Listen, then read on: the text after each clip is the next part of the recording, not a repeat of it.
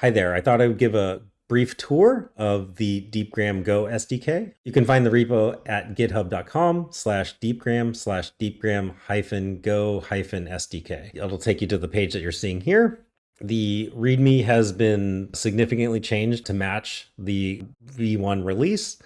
This is mainly due to kind of the restructuring of the SDK and also leading by code example to get users and people started in the community. You can find the README here. It's going to have a bunch of information to get started, like to sign up on the Deepgram website to get a free API key, links to documentation, and a couple quick starts to get you going.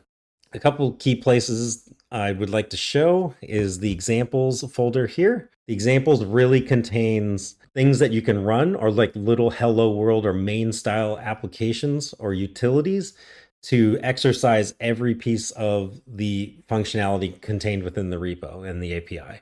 So you can see it's basically branched into three categories. One is pre-recorded, the other one's live streaming. So this is doing transcription for pre-recorded audio, transcription for live streaming, like if you're going to do transcription from a microphone, and then also all of the management APIs. You'll note that in every category, you're going to see several different examples so that there's more than one to choose from. Each one's going to do something a little different. In this case right here, you can see we can do a pre-recorded transcription from a file, from a stream, and from a URL.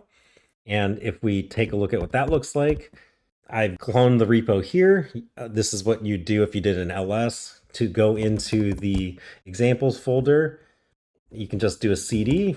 And just like we saw in the browser, you can see the manage pre-recorded and streaming categories. If you go to pre-recorded, you can see just what we saw in the previous browser window.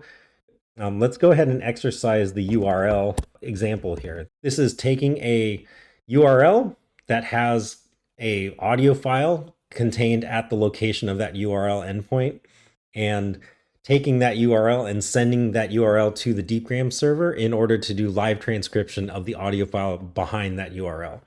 So to run all of these examples, you just use the command go run main, run the example that's contained within the code here, and you can see that this is just a very simple transcription of a audio file at a given URL. If we wanted to take a look at the code's actually very simple. The code for this particular example is really straightforward. This is like the main style application you see here. You can have your transcription options. You have your client. So this creates a new pre-recorded client. We have a URL, which we're going to pass into this SDK call. And it's what we're going to run is do transcription for pre-recorded audio from a URL. And the result that you get back is, you get a structured result and that gets marshaled into some data. And then we just make the JSON look pretty so that we can dump it to the screen. And that is what you see right here. So one of the other categories that we have the pre-recorded. Now let's go ahead and take a look at live streaming. If we look at the examples folder, go examples, go streaming, you can see that there are three examples that are here. One is do live streaming from an HTTP endpoint, and one from a microphone, and one which is kind of very interesting, unique. It's to replay an audio file to live transcription. But if we wanted to take a look at an example of a live transcription using your microphone, you can go to this particular example. It has some caveats and things that you need to know in order to run this example, like you need to have the port audio library installed. But with this main style application or this very simple hello world kind of, this is how you use live transcription on the API is it's going to take the microphone input that we have attached to your laptop. It's going to take that stream and just forward all of the audio bits to the Deepgram platform. And then it's going to give you all the transcription messages in real time back to your console or this main application. So let's go ahead and give that a try right now. So from the examples directory, if we go into the streaming category, you can see the HTTP microphone and replay applications. From there, let's go ahead and into the microphone example. And to run this example, just like the previous pre-recorded audio transcription example, you just run go run main. And here we basically talk and you'll get transcription from your microphone This happens in real time. So anytime that you are saying something, you'll get transcription notifications back to your console application here. So what this looks like in code, this is kind of like one of the better improvements that we made to the SDK. If we go to the examples streaming microphone utility here, what we have is the code is much simpler now. From the transcription options all the way down to pushing the data into the microphone.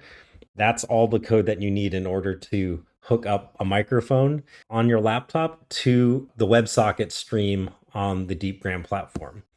And if we did a really quick walkthrough of code, you have a Go context, the live transcription options.